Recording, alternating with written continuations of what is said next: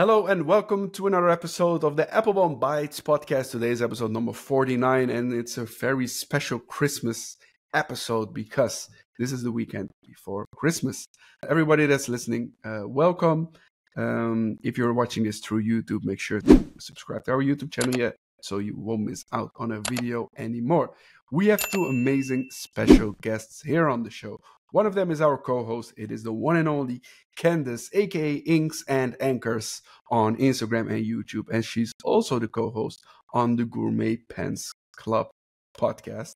So welcome, Candace. How are you? I'm great. How are you? Yeah, I really love your necklace. I know. It's quite celebratory, right? Yeah, so everybody that's not watching, there are lights in blue, green, red, yellow. They look wonderful, wonderful, wonderful. Welcome, Candace. We have a really special guest today to discuss some pointy problems with. It is the one and only Jim Crawford, aka the Pensloth. He is a nib specialist. He knows everything about nibs, and we're going to just ask him what he does know about nibs and what he doesn't know about nibs, and it's going to be really interesting. Welcome, Jim. How are you? Good. How are you? Yes, I'm fine. Thank you. Yes, preparing for Christmas. The Christmas trees are ready with all the Kawiko ornaments. I don't know if you've seen them, but they are all over the internet. I think it's a great thing that they invented this Christmas ornament. So you have a little bit of a pen in your Christmas tree, although I know that the price is quite high, so you might better put an actual Kawiko sport. Yes, definitely. But it's a nice touch. I like that Kawiko does these kind of crazy things. All right, before we start the podcast, we always do the pen check. And Candace, I would like to start. I would like to ask if you can start with your pen check. The pen check. So what fountain pen are you carrying with you today? I would love to. The fountain pen I have it's hard to see it in this light. It looks beautiful when there's a direct light on it, but this is made by Pens by Pasquale, and it is a blank made by Jordan Blanks. He goes by Dank Blank on Instagram. The ends of the pen are by Stormwinds, and I have a Pensloth triple stack nib in honor of our guest today. That was my question. What nib do you have on it? Yes, it is a triple stacked nib. I think one of Jim's earlier ones, if I'm not mistaken. But anyway, and it's inked with Diamine Rushbrook Blue, which was the Toronto Pen Show ink of the show in 2020, I believe. 2019. 2020 was COVID. 2019. Anyway, that's my pen I'm using today. It's a beautiful pen, and especially the nib, but more about that later on in the show. Yes. Jim, what fountain pen do you carry with you today? Well, I've got a Mr. Cypress Love at First Sight, and believe it or not, it has a stock fine in it. A fine nib, wow. And it currently has Tatya's navy blue, and which is a really great daily use business ink. So when are you planning to modify this nib? I probably won't. Or put one this of your might be nibs surprising, in. but I tend to use fine nibs when I'm just writing.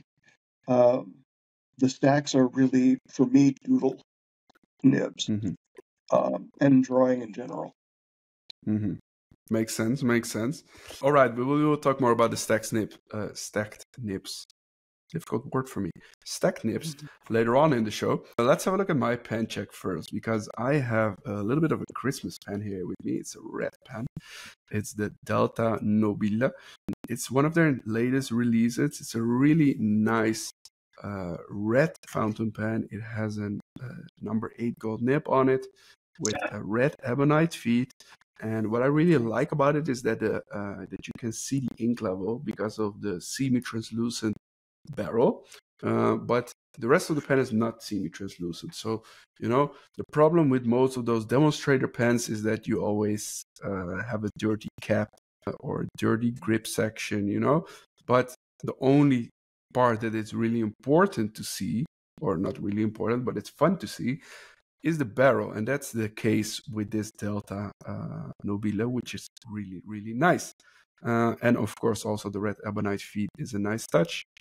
And a number 8 nib is always a good idea. There's no ink inside here yet, so I would like to ask our viewers or our people that watch the videos to let me know what ink I should put inside this red Delta fountain pen. Let me know in the comments below, please.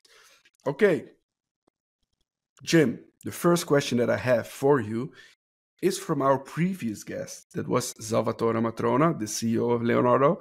It was a really fun episode last week. We talked about Leonardo, the entire show. It was a lot of fun.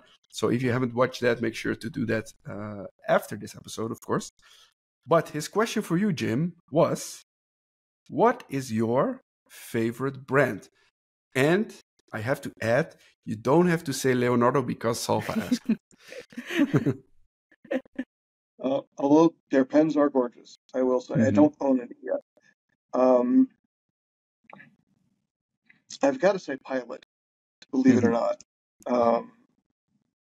They're so consistent. Yes, it's almost it's creepy, experience. Right? Although I will go a little upscale and say the Yukaris are, out of what Pilot does, my absolute favorite. Yeah, they do an amazing job. I don't know how they do it, but the consistency with their nibs, because as you might know, we also have a nib specialist in-house who check most of the nibs prior to shipping, because, well, we don't want to have a pen end up in Australia or some way, you know, some other faraway country, and the nib is not working. So we have an in-house nib specialist who check nibs. But Pilot is one of those brands that, together with Lamy, for example, that barely have nib issues. They have their quality control, you know, it's just perfect. I don't know how they do it or what they do, but I think a lot of brands can learn from that. Yeah, I recently discovered Pilot nibs in the last couple of years, actually. And so my Instagram name is Inks and Anchors. Anchors is for sailor pens that I love. And I never thought that I would love nibs, another type of nib, more than sailor nibs. But I have to say, I think I have more Pilot nibs than I do sailor nibs now, or at least just as many, because I find them to be very consistent and the right sailor nibs are a little too soft for me when I do drawings. I find that the Pilot nibs are just the right hardness to them, even though they're gold nibs, the ones that I've used anyway. But yeah, I love the Pilot nibs. The pens are a little boring, but you know, that's why I take them out and I put them in my custom pens. Yeah, they can do a lot more colors with their pen designs. Yes. But yeah, Pilot nibs are indeed pretty good. All right, talking about nibs, Jim, that's why you're here, of course. You do some crazy things with nibs. Can you tell a little bit more about that? Well, you know, after making flex nibs and stack nibs, the challenge is, okay, what else can I do? And a lot of the times I run into, well, I can do a lot of things that won't fit in a pen. For example, this guy, it actually does write. Wow. But I don't have a pen with a cap that long. So it just stays out and looks back at me, and I get worried. But sometimes, you know, a design that was sitting around in my head for a while, this guy. Wow. The original version. So those are two nibs that are 2 nibs opposed, and this is welded in, and it works surprisingly well. Previous versions didn't have the second nib, and my concern was that's not a lot of space to hold the bar that long. So, no, that's going to break. Putting the bottom nib in, it's stable. It doesn't affect ink flow at all. In fact, I think it actually helps. Okay. So that's the correct. But the ink flows through the upper feed, right? So the second feed is there just to give a little bit of support. Mm-hmm. So what kind of collar does that use? Is that I'm trying to wrap my head around it. I just can't. Is it two feeds and two nibs in one collar? Yeah. That's crazy. Wow. Wow.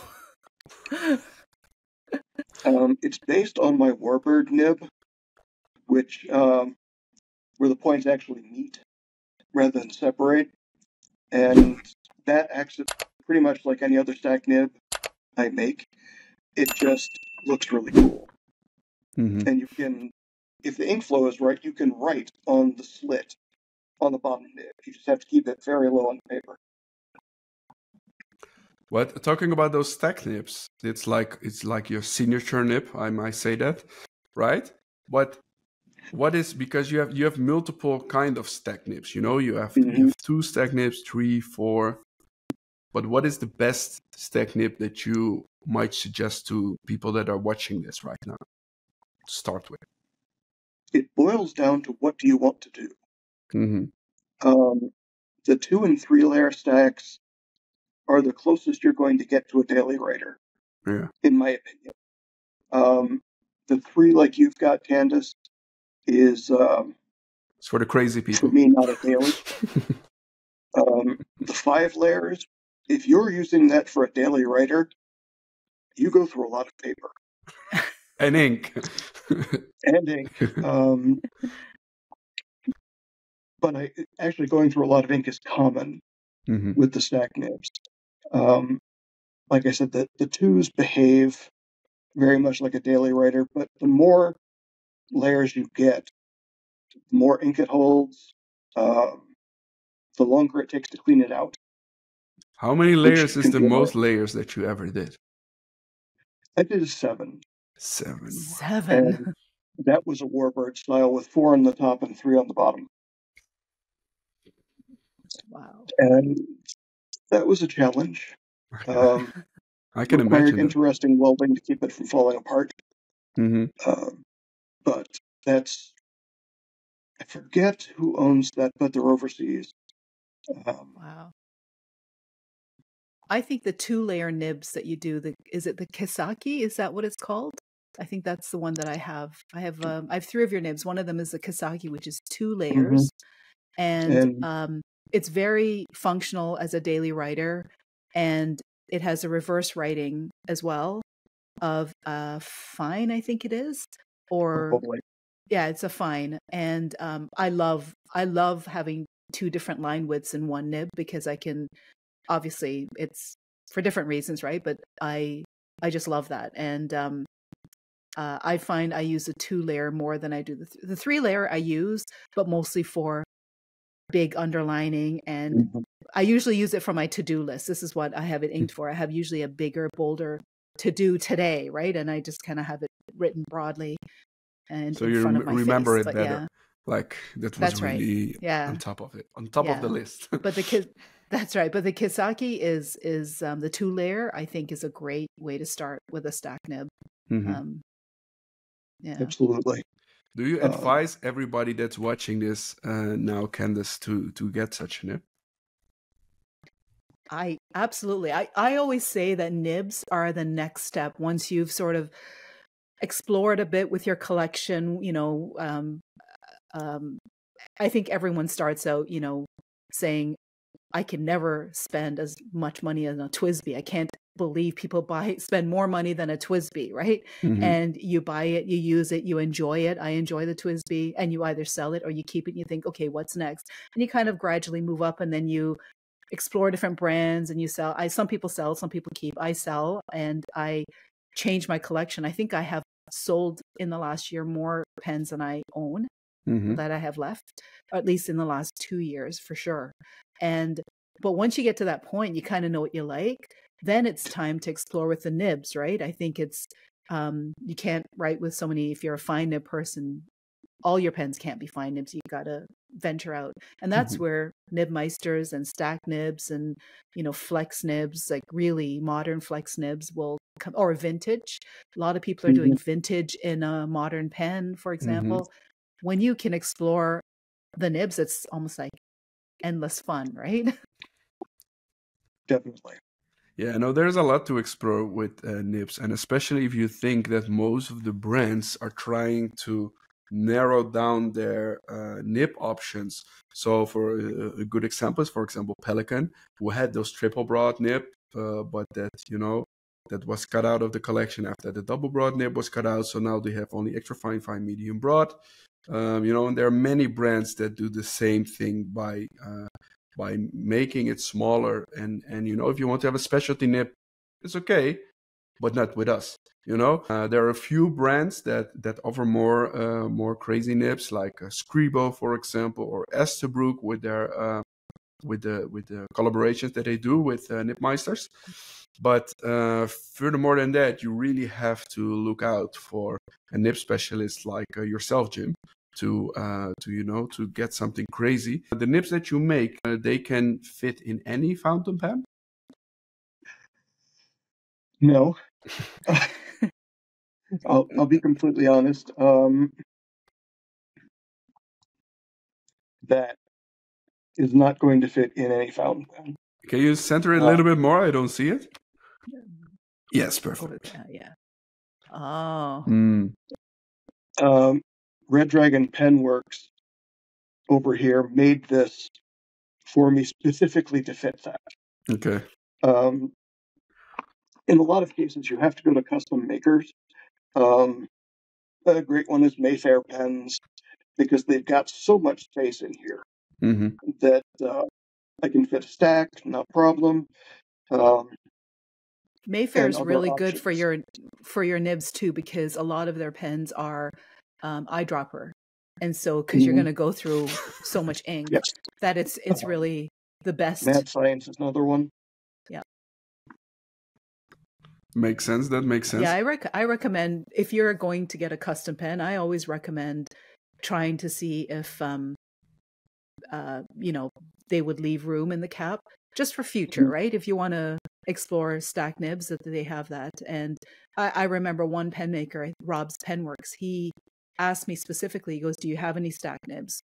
And he made me measure them and gave it to his, so that he made sure that the cap cleared all my stack nibs, including the Guru. Yeah, tell us about the Guru. Yeah. I maybe. Well, back in the whole genesis of the nib thing, I wanted to learn how to make nibs from scratch. And there's a wonderful person that that's probably somewhere nearby who makes nibs also. And I heard about this Annabelle person who was going to make nibs. And but I'm not going to afford a lot of gold anytime soon. So I decided to do it in steel, and that's difficult. But I've been doing, like the nib I just showed you, that style with cutting off yo-wos and whatnot for a while.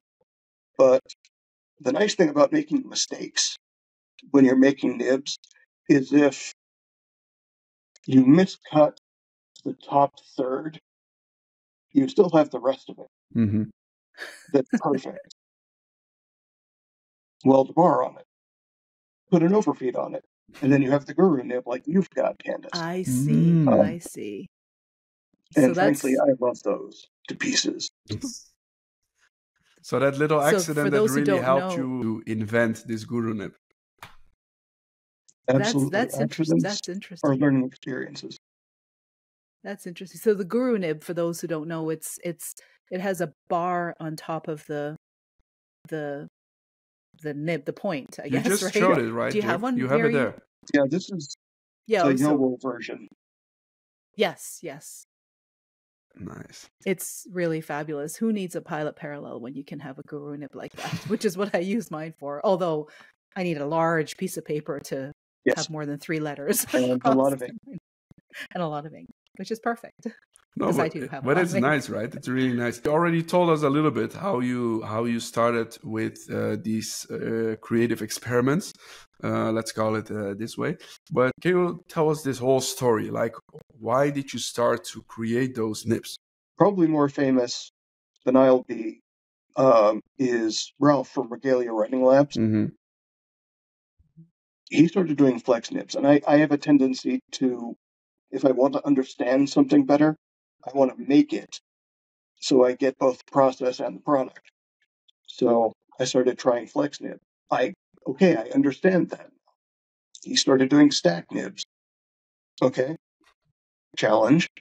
Bought a cheap welder and a lot of Jinhao nibs and began to understand that process and produce something that worked and that I didn't mind selling.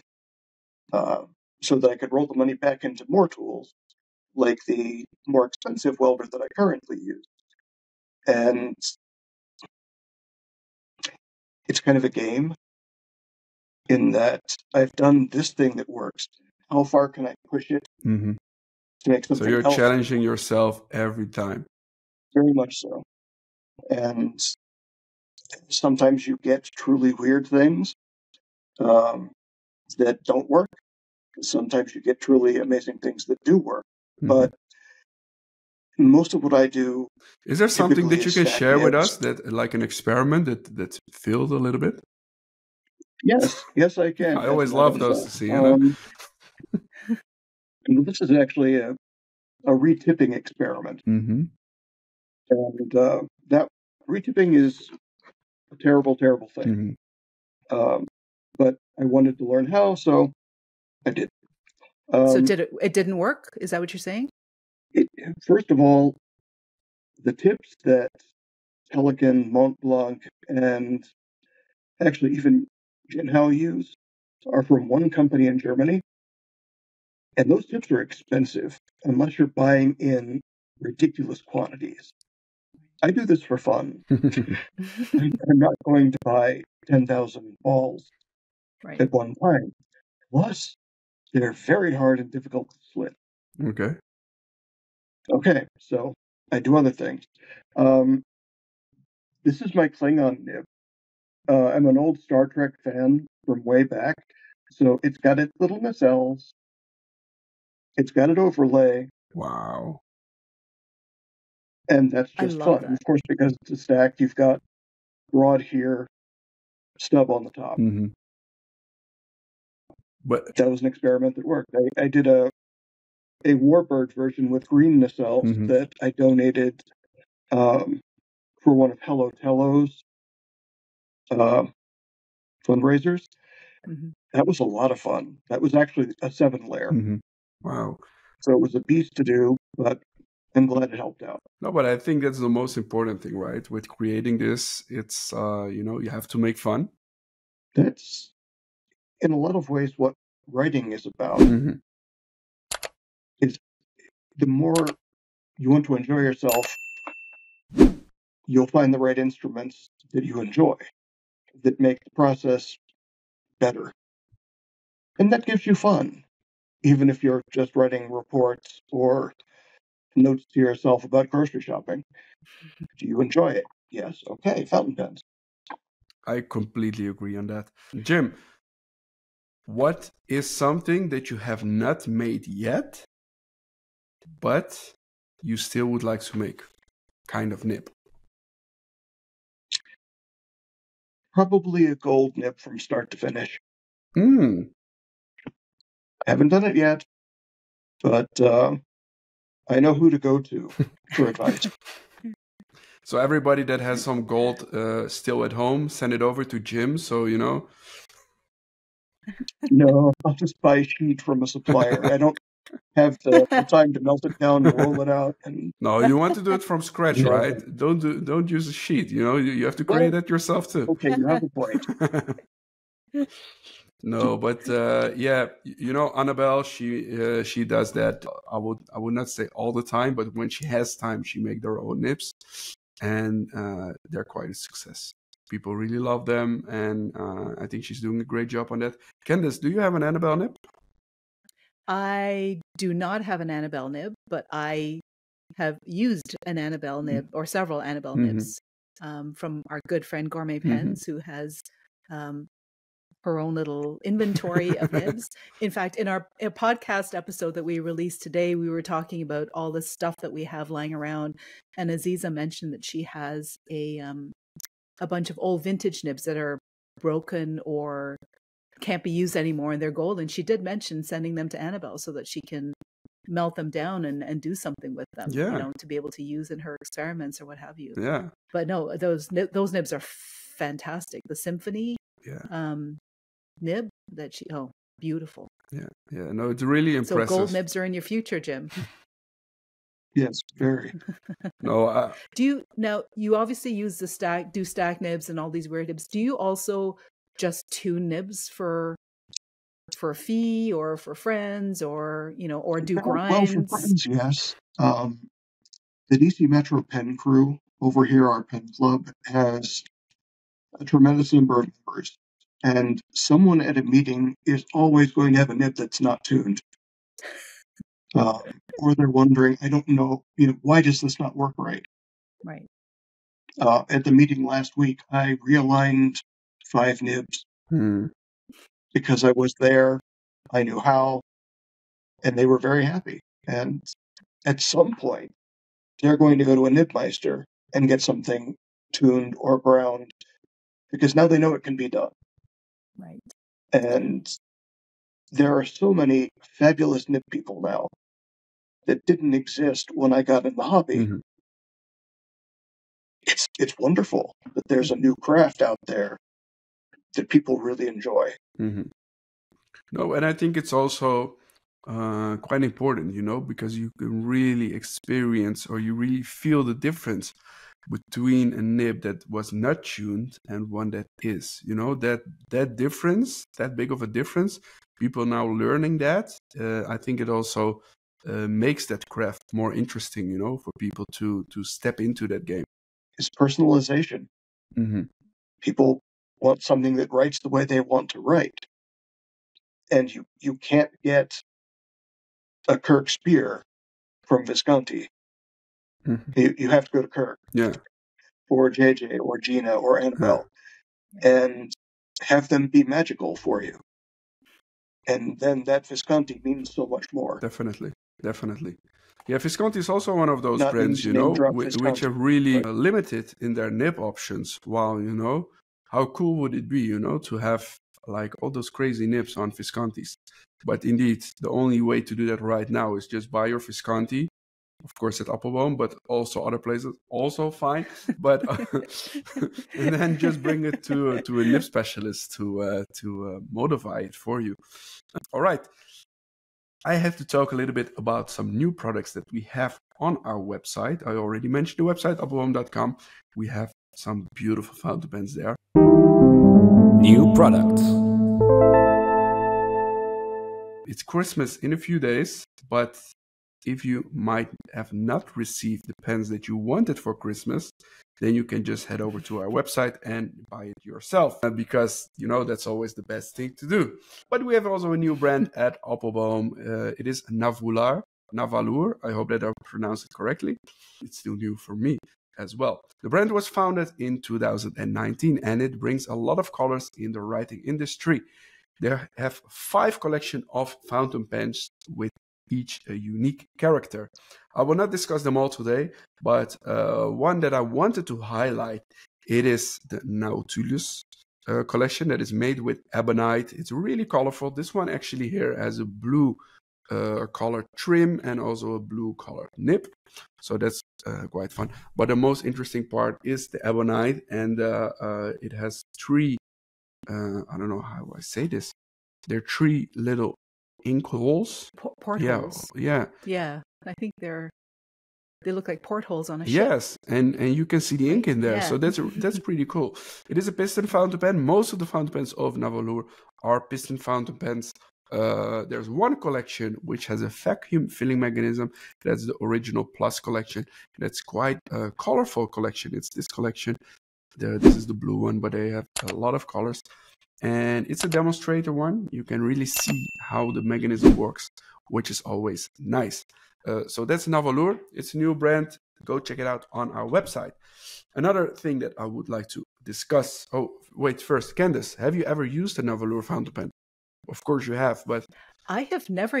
Not? No, actually, I have never used a Nahvalur. No, because as you say, they're mostly piston filler or vacuum filler, and I tend to like cartridge converter pens. But I have always been intrigued because the colors on the Nahvalur pens are beautiful, and I love that. I'm really drawn to ebonite pens. The way that the material are swirled together, it's beautiful, and that ebonite collection has drawn my interest, and I feel myself weakening and getting the piston filler as long as I can. And I don't know if this is the case. I don't know if you can unscrew the nibs on the Yes, Nahvalur. you can. I think you can. So that's also really and convenient if you can do for that, us. then you can clean it. Yeah, true. And then you can clean it well, which is one of the big concerns I have about piston filler. Not concerns, but one of the reasons why, because I change my ink so often. I prefer to have cartridge converter, but I've tried them at pen shows, and actually, speaking of reaching Ralph Reyes, I think he is working for Nahvalur now, and so adding his special Nibmeister touch to one of their particular brand line of pens. Yeah, that's really nice. Jim, have you ever used? How do I pronounce it, Candace? The brand name? I think it's Nahvalur. I think it's Nahvalur, but I am the worst person to ask. I actually got one of their first piston fills when they were at the DC Pen Show in 2019, and it's a great piston fill pen. And my wife, who also collects pens, thank you God, has an ebonite Nahvalur, and she likes it very much. And I could borrow it, but I try and let her pens be her pens, and so let them noble, write Jim. Very noble of you to let her pens be her pens. That's secret to a happy pen marriage. Yeah. You have to separate a few things, in life, and I think pens is one of them. You can share a lot with your partner, but not your pens. Not pens. All right, so that's Nahvalur. There's another pen that I would like to introduce, or not really introduce, because it is back in stock, or it's back available again, because it was not for a long time. It is the sophisticated and modern-looking Faber-Castell Neo Slim. It's a really slim fountain pen. It was not available for a long time due to production issues, but Faber-Castell managed to resolve this, and the popular standard finishes are available again, like the matte black or the matte black with rose gold trims, and you have the shiny chrome things. But they also added 2 new colors to their collection, the olive green and the dark blue. And both colors have a matte finish on their aluminum body of the Neo Slim. Candace, what do you think of this fountain pen? I really... Hold it up again, let me see. I'm trying to think if I've actually used one. I've used one very similar to that, and I love Faber-Castell. I think Faber-Castell is a really stellar brand, and I do have one in my collection. In fact, it was the Platino, the Graphon Faber-Castell Platino. When I first saw that pen, I just loved it. I really, really loved it. And I've had a few others in my collection and sort of cycled through it just for various reasons, but this one is a permanent one in my collection, so much so that I ended up getting it sent off for some urushi work and raden work, because I know that it's going to remain in my collection. I love it so much. The nibs are stellar, and I've tried steel nibs and gold nibs from Faber-Castell, and I love them both. No, I think Faber-Castell is one of those brands they're kind of underestimated. You know, people most of the time for entry-level pens are talking about Lamy, the Pelicano, or the Twisby pens, but nobody's ever talking about Faber-Castell. While they do have some really nice entry-level fountain pens, their nibs are, they're German nibs. Nibs are fine. You know, they're really solid. They're always good. So, I think it's good to mention Faber-Castell here and talk a little bit about them. Jim, do you have a Faber-Castell in your collection? I don't. They're on the list. Faber-Castell makes elegant pens. It's just that simple. I tend to like solid sterling pens, and I believe Faber-Castell has at least one of those on the market. So it's in the back of my head on my list that doesn't exist for purchase later. No, so you have those two. So Faber-Castell is kind of a strange brand, or not strange, but so you have Graf von Faber-Castell, who have more like the premium line brands like sterling silver barrels with wood. You know, you can go crazy there with gold nibs mostly. And then you have the Faber-Castell line, which is more like a design kind of thing. Stainless steel nibs, simpler pens, but still, really, really well made. So the emotion, the basic, the loom, things like that.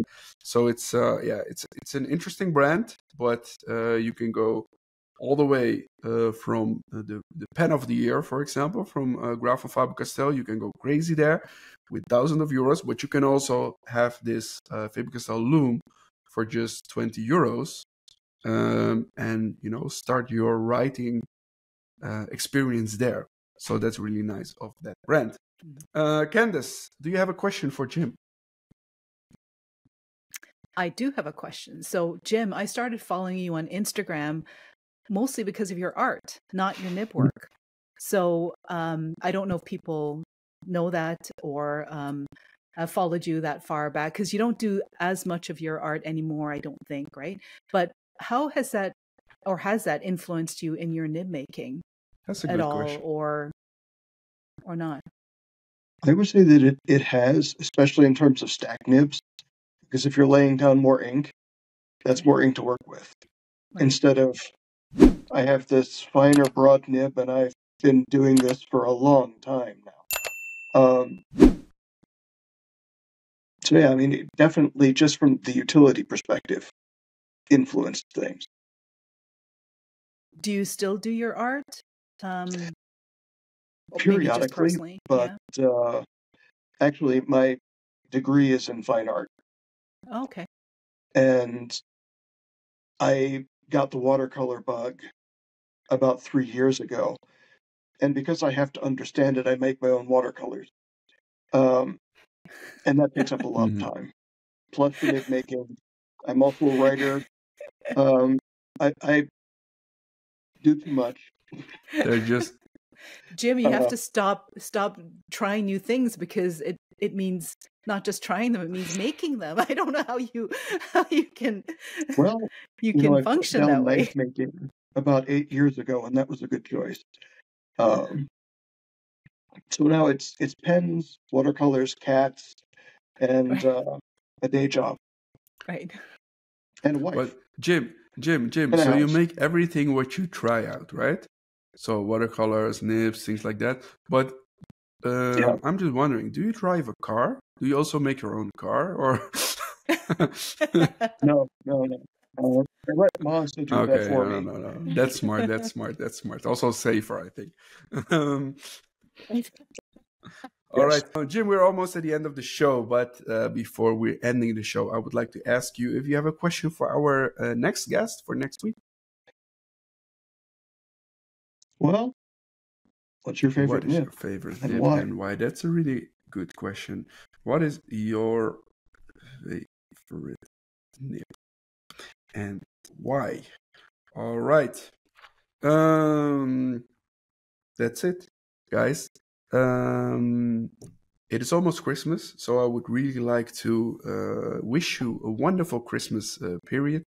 wonderful holidays, and also Happy New Year for you, Jim, of course. Candace, I will see you in the meantime. Jim, thank you so much for being our guest here on the show, and tell about all the nib work that you do and all the creative nibs that you create. It was really interesting, I think. Well, happy holidays to both of you.